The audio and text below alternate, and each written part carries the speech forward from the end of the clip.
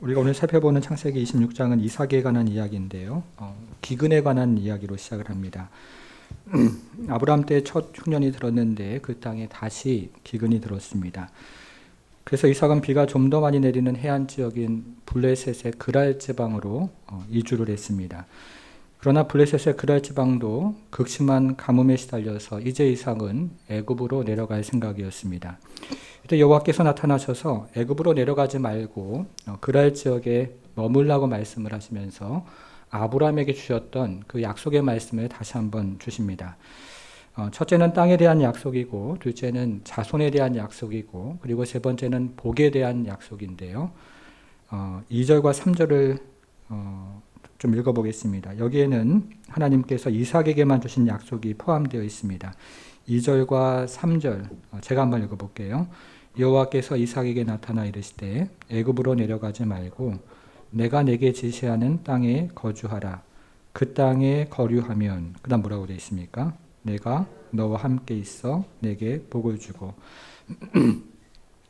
하나님은 아브라함에게 내가 너와 함께 있어 라는 임마누엘의 약속을 직접 말씀하신 적은 없습니다. 그러나 하나님은 이삭에게 내가 너와 함께 있어 라는 임마누엘의 약속을 직접 말씀해 주십니다. 그런데 이 임마누엘의 약속은 지금 이방 땅에 머물러 있는 이삭에게는 너무나 소중한 약속의 말씀입니다. 그리고 또 이방 땅에 거주할 이삭의 자손들에게도 매우 중요한 말씀이었습니다. 그리고 이것은 오늘날에 살아가는 우리에게도 매우 중요한 약속의 말씀이 됩니다. 그래서 오늘은 이삭의 복이라는 제목으로 하나님께서 이삭과 함께 하시면서 어떤 은혜를 주셨는지를 함께 생각을 해보겠습니다. 오늘 본문은 창세기 26장 1절부터 33절인데요. 여기에는 크게 세 가지 지리가 나옵니다. 이 세 가지 지리를 따라서 생각을 해보겠습니다. 첫 번째는 그랄 지역입니다. 첫째 옆에다가요, 그랄이라고 적어보겠습니다. 이 내용은 5절부터 시작이 되는데요. 이삭은 그랄 지역에 오래 머물러 있었는데 이삭은 그랄 지역에 오래 머무르면서 자기 아내 리브가를 누이라고 거짓말을 했습니다. 왜냐하면 리브가가 매우 아름다운 여성이었기 때문에 그곳 백성들이 자신을 죽이고 자신의 아내를 빼앗아 갈까봐 심히 두려웠던 것입니다. 그러던 어느 날 이삭이 자기 아내를 껴안고 있는 것을 블레셋의 왕 아비멜렉이 창으로 보게 되었습니다.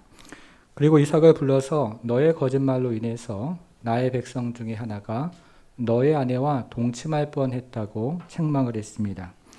그리고 자신들의 백성들에게 이삭이나 리브가를 범하는 자는 죽임을 당할 것이라고 그렇게 경고를 하면서 이삭과 리브가를 보호하는 칙령을 내렸습니다. 아마도 아비멜렉은 이전에 아브라함의 아내를 범하는 바람에 하나님으로부터 책망을 받았던 일을 생각했던 모양입니다. 여러분, 그러면 이 사건은 무엇을 말해주고 있습니까? 8절을 한번 보시겠습니다. 8절을 보시면요. 이삭이 거기 오래 거주하였더니 이삭이 그의 아내 리브가를 껴안은 것을 블레셋 왕 아비멜렉이 그 다음 뭐라고 되어 있습니까? 창으로. 지금 이삭이 거짓말로 인해서 리브가가 매우 커다란 공경에 처할 수도 있는 상황이었습니다. 그러나 하나님의 섭리 가운데 아비멜렉이 그날 그 시간에 창으로 이삭과 리브가가 부부 관계인 것을 보게 하심으로 하나님께서 이삭의 가정을 보호해 주셨던 것입니다. 하나님께서 이삭과 함께 하시면서 그의 가정을 간섭해 주셨습니다.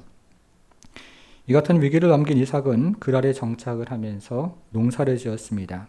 여러분, 그런데 이삭이 농사를 지으면서 무엇을 경험합니까? 12절부터 14절인데요. 12절부터 14절은 같이 한번 읽어보겠습니다. 같이 읽겠습니다. 시작. 이삭이 그 땅에서 농사하여 그의 100배나 얻었고 여호와께서 복을 주심으로 그 사람이 창대하고 왕성하여 마침내 거부가 되어 양과 소가 떼를 이루고 종이 심이 많음으로 블레셋 사람이 그를 시기하여. 이삭은 원래 유목민이었기 때문에 농사에 능숙한 사람이 아니었습니다. 게다가 지금은 몹시나 극심한 가뭄의 때였습니다. 그럼에도 불구하고 이삭은 평소와 비교할 수 없는 많은 수확을 얻게 되었습니다. 특별히 여러분 13절에 보시면요.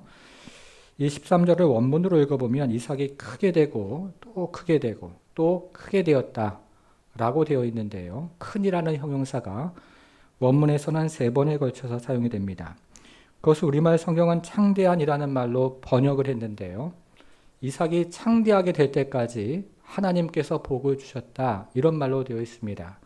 하나님께서 한번 일시적으로 그의 인생을 찾아가셔서 복을 주셨다라는 말로 되어 있지 않고 이삭이 창대하게 될 때까지, 크게 될 때까지 하나님께서 계속해서 복을 주셨다라고 되어 있습니다. 여러분, 전문 농사꾼이 아닌 사람이 그것도 극심한 가뭄의 때에 이처럼 엄청난 수확을 얻을 수 있었던 것은 전적인 하나님의 은혜였습니다. 하나님께서 이삭과 함께 하시면서 그에게 복을 주셨던 겁니다. 그런데 블레셋 사람들이 이삭을 시기해서 이삭이 사용하던 모든 우물물을 메워버리고 이삭을 그 땅에서 쫓아냅니다. 원래 이삭이 사용했던 우물은 이전에 아버지 아브라함이 그들에게서 암양 새끼 7마리를 주고 샀던 것인데 그럼에도 불구하고 블레셋 사람들이 이삭에게 횡포를 부리면서 그 땅에서 쫓아냈던 것입니다. 그래서 이삭은 어쩔 수 없이 이제 그랄에서 그랄 골짜기로 장소를 옮기게 됩니다. 그래서 두 번째 장소는 그랄 골짜기인데요. 둘째 옆에다가 그랄 골짜기라고 적어보겠습니다. 자, 이 이야기는 17절부터 등장을 합니다. 고대 시대의 우물을 소유하는 것은 그 지역의 땅을 차지하는 중요한 표식이었습니다. 우물을 소유하는 것은 우물을 중심으로 하는 땅을 차지하고 있다는 중요한 상징이 되었던 것입니다. 그래서 우물을 흙으로 메운다든지 혹은 우물의 이름을 변경하는 것은 그 지역의 땅을 차지하려는 다툼의 현상이었습니다. 블레셋 사람들이 아브라함의 우물을 메웠다는 말은요, 블레셋 사람들이 땅을 빼앗는 행동으로 이해가 되어지는 것이고요. 이삭이 아브라함의 우물을 다시 팠다는 말은 이삭이 그 땅을 다시 회복하는 행동으로 이해를 할 수 있습니다. 여러분, 그러면 그랄 골짜기에서는 어떤 일이 일어났습니까? 17절부터 19절인데요. 같이 한번 좀 읽어보겠습니다. 17절부터 19절 시작. 이삭이 그곳을 떠나 그랄 골짜기에 장막을 치고 거기 거류하며 그 아버지 아브라함 때 팠던 우물들을 다시 팠으니 이는 아브라함이 죽은 후에 블레셋 사람이 그 우물들을 메웠습니다. 이삭이 그 우물들의 이름을 그의 아버지가 부르던 이름으로 불렀더라. 이삭의 종들이 골짜기를 파서 샘 근원을 얻었더니 이삭은 그랄 골짜기로 이동을 해서 아브라함 때 팠던 우물을 다시 팠는데요. 그곳에서 물을 얻게 되었습니다. 그런데 그랄 골짜기에 거주하던 그랄 목자들과 이삭의 목자들 사이에 우물 쟁탈전이 벌어지는 바람에 이삭은 그 우물의 이름을 다툼을 의미하는 에색이라는 이름으로 부르고 그곳을 떠나게 됩니다. 그리고 인근 지역에 가서 다시 우물을 팠는데요. 그 우물에서 다시 물을 얻게 되었습니다. 그런데 이번에도 그랄의 목자들과 이삭의 목자들 사이에 우물 쟁탈전이 벌어지는 바람에 이번에는 대적을 의미하는 신나라는 이름을 짓고 그곳을 다시 떠나게 되었습니다. 여러분, 우물을 치는 사람들에게는 양을 치는 사람들에게는 이 우물이 생명과도 같은 존재입니다. 그런데 지금 이삭이 머물러 있는 지역은 네게부 지역이라고 하는데요. 이 지역은 물이 나오지 않는 준사막 지역에 해당합니다. 그러나 하나님께서 이삭과 함께 하심으로 이삭은 가는 곳마다 물을 얻었던 것입니다. 22절을 한번 보겠습니다. 이삭이 거기서 옮겨 다른 우물을 팠더니 그들이 다투지 아니하였으므로 그 이름을 뭐라고 했습니까? 르호봇이라 하여 이르되 이제는 하나님께서 우리를 위하여 넓게 하셨으니 이 땅에서 우리가 번성하리로다 하였더라. 여기에 등장하는 르호봇이라는 말은 공간이라는 뜻인데요. 하나님께서 이삭에게 넓은 공간을 주셨다 이런 뜻입니다. 하나님께서 이삭에게 너무나 절박한 기도 제목을 들어주셨던 것입니다. 여러분, 오늘 본문에는 우물에 대한 이야기가 굉장히 많이 등장을 하는데요. 저는 오늘 본문에 등장하는 우물에 대한 이야기를 들으면서 특별히 여기에 등장하는 르호봇이라는 말이 눈에 들어왔습니다. 우리의 믿음이 이 르호봇과 같이 크고 넓은 믿음이 되었으면 좋겠다 하는 생각을 해봅니다. 환경과 상관없이 예배의 자리를 지키고 성도의 자리를 지키고 믿음의 자리를 지키고 신앙의 자리를 지키는 그런 르호봇과 같은 믿음, 그 믿음이 여러분 모두의 믿음이 되기를 주님의 이름으로 축복합니다. 창세기 26장의 배경이 되는 중동에서 오늘 본문을 읽으면요, 이삭이 가는 곳마다 물을 얻었다 하는 사실이 매우 특별하게 다가오게 됩니다. 제가 오래전에 이 본문을 설교하면서 걸프 지역을 방문했던 말씀을 드린 적이 있는데요. 저는 그때 창세기를 읽고 있었고 그리고 오늘 본문도 읽었습니다. 당시에 저는 차를 렌트를 해서 걸프 지역에 있는 두 나라를 방문을 했는데 운전을 하면서 이 지역을 돌아다녀 보면 이 지역은 사막 지역입니다. 사하라 사막처럼 끊임없이 모래가 펼쳐져 있는 사막은 아니지만 메마른 땅이 끊임없이 펼쳐져 있는 준사막 지역에 해당합니다. 제가 처음 방문했던 UAE에서는 당시에 기름값이 리터당 300원이었고요. 두 번째 방문했던 오만에서는 기름값이 리터당 500원이었습니다. 이 지역의 나라들은 땅을 파면 기름이 나오지 물이 나오질 않습니다. 그런데 이삭은 이 메마른 땅에서 땅을 팠는데 물을 얻었다고 말합니다. 한 사람이 평생을 파도 하나의 우물도 얻기 힘든 이 지역에서 물을 얻었던 것입니다. 그것도 가는 곳마다 물이 나왔습니다. 그랄에서도 물이 나왔고 그랄 골짜기에서도 물이 나왔고 그리고 이후에 등장하는 부엘세바에서도 물이 나왔습니다. 게다가 지금은 극심한 가뭄의 때였습니다. 모든 사람들이 피부로 체감할 정도의 가뭄이 계속되는 때에 물을 얻었던 것입니다. 여러분, 그래서 이삭이 가는 곳마다 물을 얻었다는 것은 하나님께서 이 그랄 골짜기에서도 그와 함께 해주시고 복을 주셨다는 뜻입니다. 하나님께서 그랄에서 함께 하셨던 것처럼 그랄 골짜기에서도 이삭과 함께 하시고 이삭에게 복을 주셨던 것입니다. 사랑하는 성도 여러분, 여러분 중에 혹시 인생의 골짜기, 이 그랄 골짜기를 지나가는 분은 안 계십니까? 이 골짜기를 지나갈 때에 하나님께서 여러분과 함께하는 복을 허락해 주시기를 축복합니다. 골짜기를 지나갈 때 이삭과 함께 하셨던 하나님께서 여러분 모두와 함께하는 그런 은혜가 있기를 축복합니다. 자, 이제 세 번째 장소인데요. 세 번째 장소는 부엘세바입니다. 부엘세바, 셋째 옆에다가요, 부엘세바라고 적어보겠습니다. 이 이야기는 23절부터 시작을 하는데요. 이제 이삭은 부엘세바로 장소를 옮겼습니다. 다시 약속의 땅으로 돌아온 것입니다. 그날 밤에 하나님은 다시 한번 이삭에게 나타나셔서 복을 주시겠다고 말씀을 하셨고 이삭은 그 자리에서 하나님 앞에 예배를 드렸습니다. 그리고 블레셋 왕 아비멜렉이 그의 친구 아우삿과 군대장관 비골을 데리고 이삭을 찾아왔습니다. 이들은 블레셋 사람들의 방해와 극심한 가뭄에도 불구하고 이삭이 가는 곳마다 복을 체험하는 것을 옆에서 지켜보면서 이삭의 인생에 하나님께서 함께 하신다는 것을 인정할 수밖에 없었던 겁니다. 그래서 이삭과 더불어 화평을 추구하고 그의 축복에 동참하기 위해서 이삭을 찾아와서 언약을 맺고자 했습니다.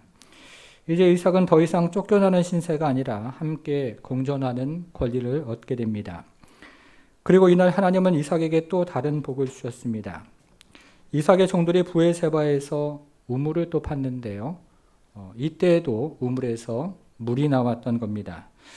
그랄 지역과 마찬가지로 부엘세바 지역도 준사막 지역이기 때문에 물을 얻기가 매우 힘든 지역이었는데 이때에도 이삭의 종들이 땅을 파서 물을 얻었습니다.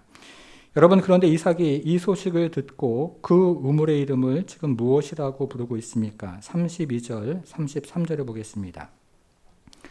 그날에 이삭의 종들이 자기들이 판 우물에 대하여 이삭에게 와서 알리어 이르되 우리가 물을 얻었나이다 하매 그가 그 이름을 뭐라고 했습니까? 세바라 한지라. 그러므로 그 성읍 이름이 오늘까지 부엘세바더라. 이삭이 그 우물의 이름을 세바라고 그렇게 이름을 짓고 불렀습니다. 그런데 이때 사용된 세바라는 말은 일곱을 의미하는 시부아라는 히브리 말에서 나왔기 때문에 여기서 말하는 부엘세바는 일곱 번째 우물이라는 뜻이 됩니다. 뭐라고 했습니까? 일곱 번째 우물이라는 뜻이 됩니다. 아마도 이삭은 지금까지 일곱 개의 우물을 순서대로 얻었기 때문에 이 우물을 일곱 번째 우물이라고 이름을 지었던 것 같습니다. 여러분, 그런데요, 이 부엘세바라는 이름은 그 이전부터 등장을 하는데요. 창세기 21장에서도 부엘세바라는 이름이 나옵니다. 창세기 21장 31절 화면에 나오죠. 두 사람이 거기서 서로 맹세하였으므로 그곳을 뭐라고 했습니까? 부엘세바라 이름. 여기 나오는 두 사람은 아브라함과 아비멜렉을 말하는데요. 아브라함이 아비멜렉과 언약을 맺은 후에 그 이름을, 그 우물의 이름을 부엘세바라고 이름을 붙였던 것입니다. 화면을 다시 한번 보여주세요. 근데 이때 사용된 세바, 부엘세바 할 때요. 창세기 21장 31절. 이 세바라는 말은 맹세를 의미하는 샤바라는 히브리 말에서 나왔기 때문에 여기서 말하는 부엘세바, 아브라함이 말하는 부엘세바는 맹세의 우물이라는 뜻을 가지고 있습니다. 이처럼 이삭이 말하는 부엘세바는 일곱 번째 우물이라는 뜻이고 아브라함이 말하는 부엘세바는 맹세의 우물이라는 뜻입니다.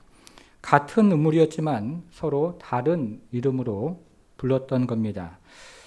여러분, 그런데 이것이 좀 이상하지 않으십니까? 자, 오늘 본문으로 돌아와서 26장 15절로 가보겠습니다. 15절. 그 아버지 아브라함 때에 그 아버지의 종들이 판 모든 우물, 이렇게 되어 있죠. 이것은 이삭이 그랄 지역에 머물 때 우물을 팠던 이야기인데요. 이삭은 그랄 지역에 머물면서 아버지 아브라함이 사용했던 우물을 다시 파서 사용을 했던 겁니다. 자, 18절로 한번 가보겠습니다. 18절에 보니까요. 그 아버지 아브라함 때에 팠던 우물들을 다시 팠으니 이것은 이삭이 그랄 골짜기에 머물 때에 우물을 팠던 이야기를 하고 있는 것인데요. 이삭은 그랄 골짜기에 머물 때에도 아버지 아브라함이 팠던 우물을 다시 파서 사용을 했던 것입니다. 여러분, 그런데 이삭이 이때 그 우물의 이름을 어떻게 지어서 불렀습니까? 18절을 계속 한번 보겠습니다. 그 아버지 아브라함 때에 팠던 우물들을 다시 팠으니 이는 아브라함이 죽은 후에 블레셋 사람이 그 우물들을 메웠습니다. 이삭이 그 우물들의 이름을 그 다음 뭐라고 되어 있죠? 그의 아버지가 부르던 이름으로 불렀더라. 당시 고대시대에 우물을 소유하고 있다는 것은 그 지역의 땅을 차지하고 있다는 뜻이었기 때문에 일반적으로 우물의 이름을 변경하는 경우는 거의 없습니다. 그래서 이삭은 그랄에서 아버지 아브라함이 불렀던 이름으로 그 우물을 그대로 불렀고요. 그랄 골짜기에서도 아버지 아브라함이 불렀던 이름으로 그대로 불렀던 것입니다. 그런데 부엘세바에서는 그렇지가 않았습니다. 아버지 아브라함이 불렀던 부엘 샤바라고 부르지 않고 부엘 휘브아라고 불렀습니다. 맹세의 우물이라고 부르지 않고 일곱 번째 우물이라고 불렀던 것입니다. 여러분, 이처럼 이삭이 아버지 아브라함이 불렀던 이름으로 부르지 않고 그 이름을 바꾸어 불렀던 까닭이 무엇일까요? 저는 바로 이 부분에서 이삭이 정말로 중요한 사실을 지금 깨달았다고 생각을 합니다. 그랄과 그랄 골짜기와 부엘세바를 돌아다니면서 이삭은 하나님을 조금씩 경험하고 하나님을 만나면서 그는 바로 이 지점에서 매우 중요한 사실 한 가지를 깨달았던 것입니다. 여러분, 이삭이 처음 그랄에 도착했을 때 이삭은 그곳에서 심히 두려워했습니다. 아비멜렉과 그의 백성들이 그를 죽이고 그의 아내를 빼앗아 갈까봐 심히 두려웠던 것입니다. 그런데 이삭은 부엘세바에서 굉장히 당당합니다. 지금 아비멜렉이 그의 군대 장관을 대동하고 왔음에도 불구하고 이삭은 매우 당당한 사람으로 변했습니다. 여러분 27절을 한번 가보겠습니다. 27절로 가볼게요. 이삭이 그들에게 이르되 너희가 나를 미워하여 나에게 너희를 떠나게 하였거늘 어찌하여 내게 왔느냐 이렇게 말을 합니다. 이삭이 한 나라의 왕에게 지금 핀잔을 주고 있는 듯한 말을 하고 있습니다. 그것도 군대 장관을 대동한 한 나라의 왕에게 면박을 주고 있는 겁니다. 그런 후에 아비멜렉에게 경고를 하기 위해서 이 우물의 이름을 7번째 우물이라고 불렀습니다. 여러분 이것이 무엇을 의미할까요? 아비멜렉이 아무리 방해를 하고 블레셋 사람들이 아무리 회방을 해도 하나님께서 이삭과 함께 하심으로 하나님께서 복을 주셨다는 것을 바로 여기서 이삭이 깨달았던 것입니다. 블레셋 왕이 아무리 방해를 하고 블레셋 사람들이 아무리 회방을 해도 하나님께서 주시는 복은 그 사람들이 막을 수 없다는 사실을 바로 이 지점에서 깨닫고 이삭이 그것을 선포하는 말로 부엘세바 7번째 우물이라고 말을 하고 있습니다. 그래서 아비멜렉이 아무리 방해를 하고 아무리 블레셋 사람들이 회방을 해도 하나님께서 하시는 일을 바로 여기서 깨닫고 이삭은 선포를 하고 있습니다. 여러분 이제 이삭에게 중요한 것은 아비멜렉과 맹세를 하고 블레셋 사람들과 맹세를 해서 맹세 우물을 소유하는 것이 아니었던 겁니다. 지금 이삭에게 중요했던 것은 하나님께서 자신과 함께 하심으로 하나님께서 주시는 물, 하나님의 인도하심과 하나님의 개입하심을 깨닫고 그것을 선포하는 7번째 우물, 바로 그것이 이삭에게 중요했던 것입니다. 인생이 사람의 손에 달려있지 않고 하나님의 손에 달려있다는 것을 이삭이 깨닫고 그것을 선포하고 있다는 말입니다. 그래서 이삭은 그 우물의 이름을 맹세의 우물이 아니라 7번째 우물이라고 지었습니다. 사랑하는 성도 여러분, 이것이 오늘 본문을 읽으면서 우리가 깨달아야 하는 것입니다. 아비멜렉이 아무리 방해를 해도요, 하나님께서 성도와 함께 하십니다. 블레셋 사람들이 아무리 회방을 해도 하나님은 그의 택한 백성들과 함께 하십니다. 여러분들이 그 은혜를 깨닫는 사건, 그리고 그 은혜를 깨닫는 장소가 바로 부엘세바가 됩니다. 여러분들께서 그 은혜를 깨닫는 그랄과 그 은혜를 깨닫는 그랄 골짜기와 그 은혜를 깨닫는 사건과 사람과 장소가 바로 부엘세바가 된다는 뜻입니다. 여러분 모두에게 이와 같은 부엘세바의 은혜가 있기를 주님의 이름으로 축복합니다. 여러분 그러면 하나님께서 이처럼 이삭과 함께 하시면서 복을 주신 이유가 무엇일까요? 우리는 오늘 본문을 26장 1절에서 시작을 했지만 오늘 본문은 25장 11절에서부터 시작을 합니다. 성경을 앞으로 넘겨서요. 25장 11절로 가보겠습니다. 오늘 본문을 이해하는 키가 되는 구절인데요. 자, 25장 11절을 같이 한번 읽어볼게요. 시작. 아브라함이 죽은 후에 하나님이 그의 아들 이삭에게 복을 주셨고 이삭은 브엘라헤로이 근처에 거주하였더라. 아브라함은 175세까지 살았습니다. 75세에 가나안 땅에 들어왔으니까 아브라함은 가나안에서 100년을 살았던 겁니다. 이 기간 동안에 아브라함은 하나님으로부터 수많은 복을 약속으로 받았습니다. 여러분 그러면 이제 아브라함이 죽은 후에 이 아브라함의 복을 누가 받을 수 있습니까? 자, 25장 11절을 다시 한번 보겠습니다. 아브라함이 죽은 후에 하나님께서 그의 아들 누구라고요? 이삭에게 복을 주셨고, 여기 표시를 한번 해보겠습니다. 이삭에게 복을 주셨고, 아브라함이 죽은 후에 하나님은 그의 아들 이삭에게 복을 주셨습니다. 그리고 그것을 설명하는 내용이 바로 오늘 본문인 창세기 26장이 됩니다. 아브라함이 죽은 후에 하나님은 그의 아들 이삭에게 복을 주셨다는 것을 설명하는 것이 바로 오늘 본문인 창세기 26장에 해당합니다. 여러분 오늘 본문을 다시 한번 생각해 보십시오. 하나님께서 아브라함을 부르시고 창세기 12장 1절부터 3절에서 땅을 약속하시고 자손을 약속하시고 복을 약속하신 것처럼 하나님께서 오늘 본문을 통해서 이삭을 부르시고 창세기 26장 3절부터 5절을 통해서 땅에 대한 약속과 자손에 대한 약속과 복에 대한 약속을 하셨습니다. 그러나 아브라함이 애굽에서 자신의 아내를 누이라고 거짓말을 했던 것처럼 이삭은 그랄에서 자신의 아내를 누이라고 거짓말을 했습니다.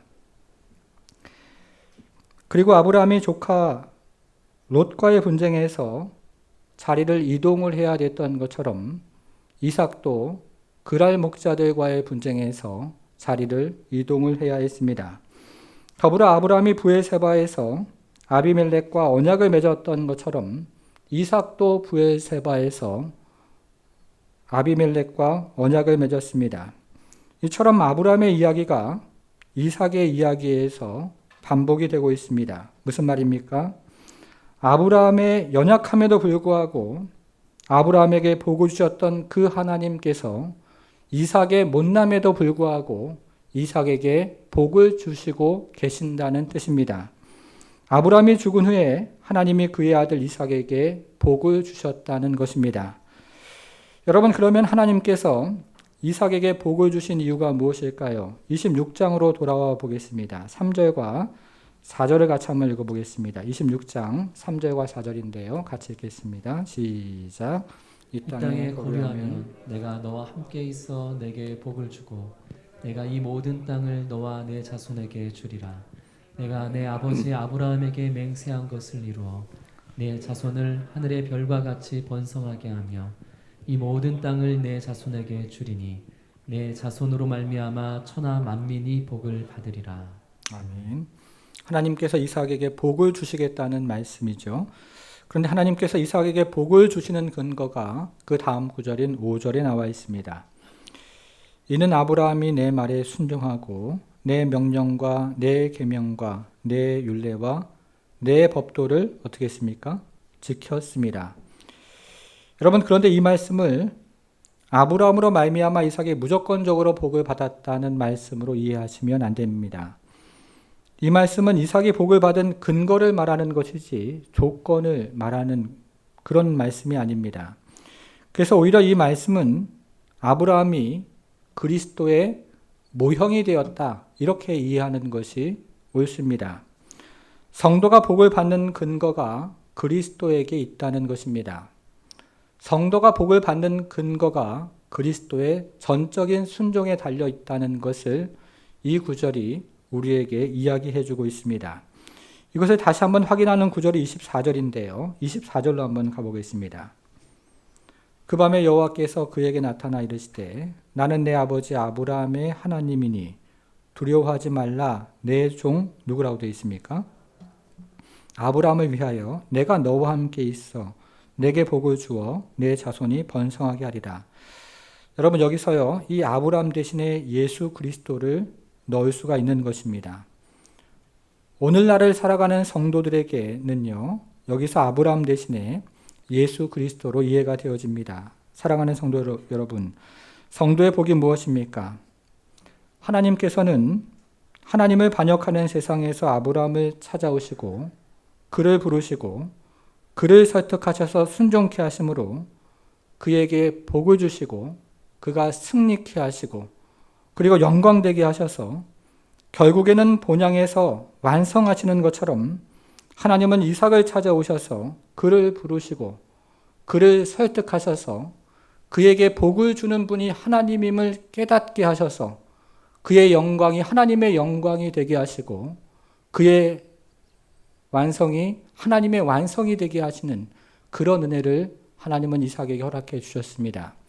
이것이 바로 성도가 이 땅에서 누리는 복이 된다고 성경은 이야기를 하고 있습니다. 하나님은 예수 그리스도를 통해서 성도를 찾아오시고 성도를 부르시고 그의 인생을 개입하시고 또 간섭하시는데 그의 인생을 개입하시고 간섭하시는 분이 바로 하나님임을 깨닫게 하시고 그것이 바로 부엘세바라고 오늘 본문은 이야기를 하고 있는 것입니다.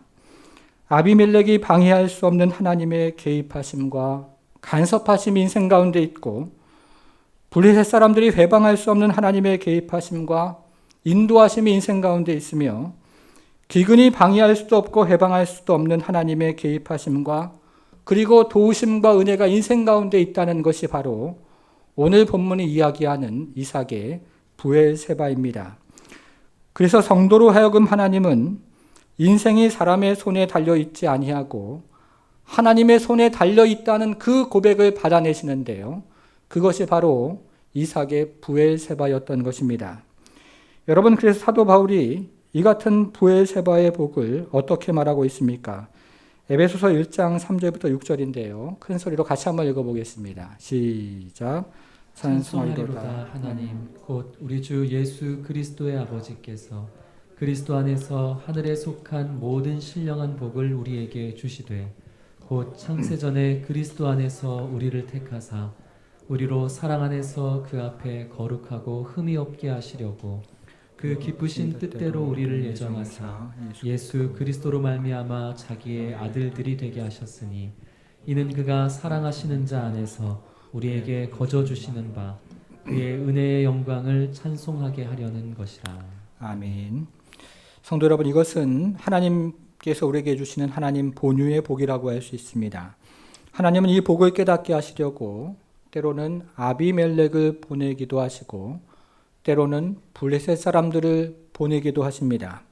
그리고 하나님은 이 복을 깨닫게 하시려고 아브람 때 경험했던 기근을 다시 우리가 경험토록 하실 때도 있습니다. 하나님은 하나님의 본유에서 나오는 복을 깨닫게 하시고 그리고 하나님의 개입하심과 인생의 간섭하심이 있음을 깨닫게 하시려고 때로 아비멜렉도 보내시고 때로 블레셋 사람들도 보내시고 때로 기근도 우리 인생 가운데 허락하시는 것입니다. 그래서 우리가 하나님을 외면하면서 세상을 선택하면 하나님은 늘 우리를 거스르십니다. 우리가 하나님을 외면하면서 사망과 저주를 택하면 하나님은 사람과 환경을 통해서 우리를 늘 거스르시는 겁니다. 그것을 깨닫지 못하면 우리는 야곱처럼 한참을 얻어맞으면서 한참을 돌아가는 인생이 됩니다. 그러나 우리가 하나님을 선택하면 하나님의 복이 우리의 복이 되고 하나님의 승리가 성도의 승리가 됩니다. 성도가 생명과 복음을 선택하면 하나님의 복이 우리의 복이 되고 성도의 영광이 곧 하나님의 영광이 되는 은혜의 찬송이 되는 인생이 되는 것입니다. 그것이 바로 오늘 본문이 말하고 있는 이삭의 부엘세바입니다. 성도 여러분, 여러분들이 어느 날 고아원에서 한 아이를 입양했다고 생각을 해보십시다. 그런데 어느 날 일을 마치고 집에 돌아와 보니 이 아이가 진흙 구덩이에서 엉망진창인 채로 놀고 있습니다. 그래서 이 아이를 집에 데리고 가서 깨끗이 씻기고 이 아이에게 단단히 일렀습니다. 다시는 그곳에서 놀지 말라고 말입니다.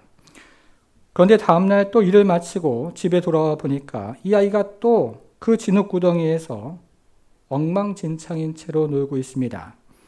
여러분, 그러면 여러분들은 이 아이가 더럽다는 이유로 이 아이를 내다 버리시겠습니까? 이삭이 거짓말을 했다는 이유로 이삭을 내다 버릴 수가 있겠습니까? 이제 와서 버릴 것이라면 처음부터 선택을 하지도 않았을 것입니다. 이제 와서 버릴 것이라면 처음부터 당신의 아들 예수 그리스도를 십자가에 내어주시지도 않았을 것입니다. 성도 여러분, 거짓말을 해도 된다는 말씀을 드리는 것이 아니라 우리가 늘 이삭처럼 넘어지기 쉬운 존재라고 말씀을 드리는 것입니다. 그런데 우리가 매일 넘어지는 것보다 더 중요한 것은 넘어진 우리를 찾아오시고 일으켜 주시고 우리를 깨끗게 하시는 하나님의 손길입니다. 택하신 영혼을 향한 하나님의 인도하심, 그리고 그분의 도우심, 그분의 승리하심, 그분의 역사하심, 인생을 개입하시고 간섭하시는 그분의 은혜가, 그분의 손길이 택자들에게 있다는 바로 그 사실입니다. 이것이 모든 신자의 복이며 자랑이며 영광이며 권리이기에 우리는 오늘도 하나님 앞에 감사하며 살아갈 수가 있는 것입니다. 이것이 바로 이삭이 이야기하는 브엘세바이고, 이삭이 이곳에서 하나님의 인도하심을 고백하고 7번째 우물, 계속 솟아나는 물을 경험했던 것처럼 이 물은 오늘날 우리에게 예수 그리스도가 되고, 예수 그리스도를 통해서 우리는 넘쳐나는 하나님의 은혜와 복을 경험하는 성도의 인생을 살아가는 것입니다. 하나님께서 여러분 모두에게 이와 같은 브엘세바의 복을, 그래서 오늘도 넘쳐나는 은혜와 영광과 승리와 그리고 생명수를 허락하시는 그 하나님의 은혜를 경험하며 살아가는 모든 성도가 되기를 주님의 이름으로 축원합니다. 기도하겠습니다.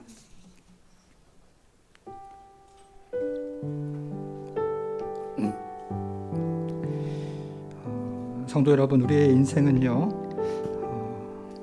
사람의 손에 달려 있는 것이 아닙니다. 하나님의 손에 달려 있습니다.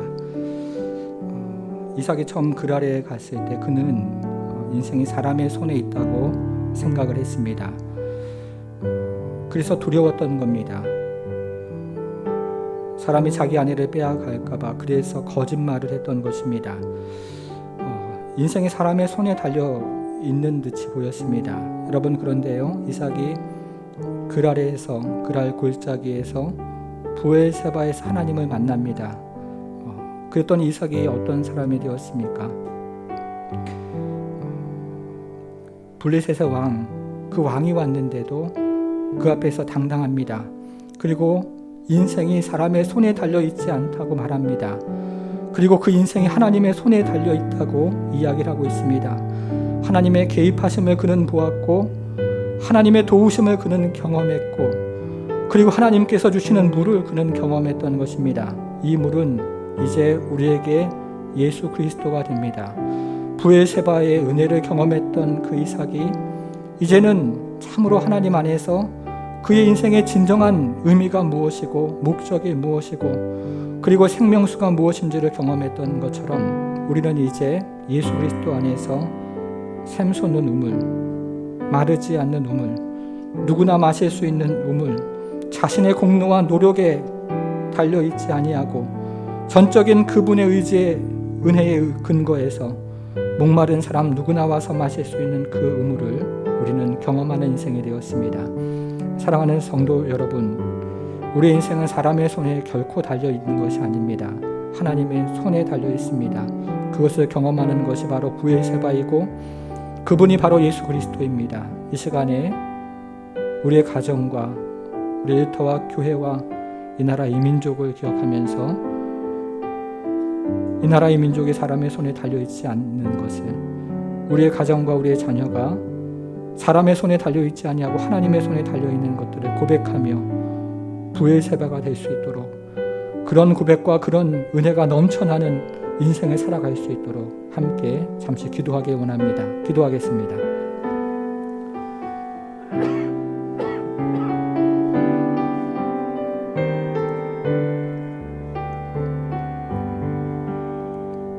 하나님 아버지, 우리 인생에게 하나님 아버지 주시는 이 샘물을 하나님 아버지 경험하도록 우리 성도들을 하나님 아버지 참으로 붙잡아 주시고 우리 성도들을 주님께서 하나님 아버지 붙들어 주옵소서. 우리 인생이 사람의 손에 달려있지 아니하고 요 하나님 앞에 달려있는 것을 깨닫게 하시고, 그래서 하나님 아버지 그 고백을 받아내기까지 열심으로 우리 가운데 일하시고 역사하시는 그 하나님의 열심을 우리가 보게 하셔서 하나님 아버지 7번째 우물이라고 고백하는 이삭처럼 우리도 주 앞에 나아가 그러한 은혜와 그런 고백을 경험할 수 있도록 주여 도와주시고, 이제 그 우물이 하나님 아버지 누구에게나 자신의 공로나 자신의 노력에 하나님 아버지 달려있지 아니하고 하나님의 선한 손길과 은혜의 근거에서 참으로 하나님의 우물을 경험하는 하나님 그 우물 브엘세바를 경험할 수 있도록 주여 도와주시고, 하나님 아버지 이제 우리가 참으로 맹세 우물을 하나님 내어다버리고 하나님 7번째 우물 그 하나님의 우물을 경험하며 주 앞에 오직 하나님만이 우리의 인생이요 우리의 승리요 우리의 자랑이요 우리의 영광인 것들을 고백할 수 있도록 우리 하나님 함께해 주옵소서. 하나님 아버지 인생의 덧없음을 고백하며 하나님 나아가는 인생들이 될 수 있도록 주여 도와주시고, 그러나 하나님의 승리와 하나님의 영광과 그리고 그 안에 있는 하나님의 참으로 은혜를 경험하게 하셔서 우리 인생 가운데 오직 그리스도 예수의 하나님 아버지 은혜와 도우심을 경험하며 하나님 앞에 나갈 수 있도록 주여 역사해 주시고 주여 인도해 주시고 주여 긍휼을 베풀어 주옵소서. 이삭이 하나님 경험했던 하나님 아버지 그 우물가에서 우리도 예수 그리스도를 경험케 하나님 도와주시고, 이삭이 하나님 경험했던 그 우물가에서 우리도 하나님께서 하늘로부터 내려오는 생수를 경험하는 인생이 될 수 있도록 주여 도와주시고 인도하셔서 하나님 아버지 우리 인생이 메마른 인생 되지 아니하도록, 기근에 시달리는 인생이 되지 아니하도록, 그의 종들이 우물이 나왔다고 물이 나왔다고 고백하는 인생이 될 수 있도록 하나님께서 함께해 주옵소서. 주님 은혜를 베풀어 주옵소서. 하나님 아버지, 인생이 사람의 손에 달려 있지 아니하고 여호와 하나님의 손에 달려 있는 것을 고백하게 하셔서 감사합니다. 하나님 아버지, 이삭이 그 아래 있을 때 참으로 두렵고 사람들의 하나님 시선이 참으로 하나님 아버지 걱정이 되고 근심이 되었지만, 그러나 그곳에서 하나님 만나주시고 그랄 골짜기에서 또 만나주시고 그리고 브엘세바에서 또 만나주셔서 하나님 그가 블레셋 사람들과 아비멜렉과 맺었던 그 하나님 아버지 맹세를 의지하지 않는 인생 되게 하셨고, 그래서 하나님 아버지 맹세의 우물을 다 내어버리고 그가 하나님 이제 하나님께서 주시는 그 우물, 예수 그리스도께서 주시는 그 우물을 하나님 마시는 인생으로 선포하고 그리고 하나님 나아가게 하시는 것을 감사합니다. 하나님 우리 사랑하는 성도들에게도 동일한 증거의 자리, 인생의 언저리에 하나님 아버지 브엘세바가 있도록 주여 도우셔서 하나님 지금까지 우리가 의지해왔던 그 맹세의 우물은 다 내어버리는 용기와 힘을 허락하여 주옵소서. 하나님 그리고 우리가 이제 다시 7번째 우물, 하나님 아버지 땅을 파도 또 나오고 그리고 땅을 파도 또 나오고 그리고 또 나오는 그 예수 그리스도의 우물을 의지하며 인생을 살아가는 브엘세바의 인생이 될 수 있도록 주여 도우셔서 우리 인생이 오직 여호와 하나님께 속해 있는 것들을 경험케 하시고, 하나님 그래서 하나님께서 우리 인생 가운데 함께 하시고 복을 주시고 도우시며 역사하시며 개입하시며 인도하시는 것들을 고백하며 나아가는 인생들이 될 수 있도록 우리의 모든 성도들의 인생을 복 주시고 함께하여 주옵소서. 그래서 우리가 하나님 아버지 맹세 우물을 의지하다가 기근을 맞이하는 인생 아무도 없도록 하나님 도와주시고, 우리가 7번째 우물 브엘세바의 우물을 예수 그리스도의 우물을 의지하면서 한없이 하나님 아버지 참으로 우리에게 물을 주시는 그 하나님, 기근이 없고 목마름이 없는 예수 그리스도를 의지하는 그런 인생으로 살아갈 수 있도록 우리 하나님 함께하여 주옵소서. 감사드리며 예수님의 이름으로 기도하옵나이다. 아멘.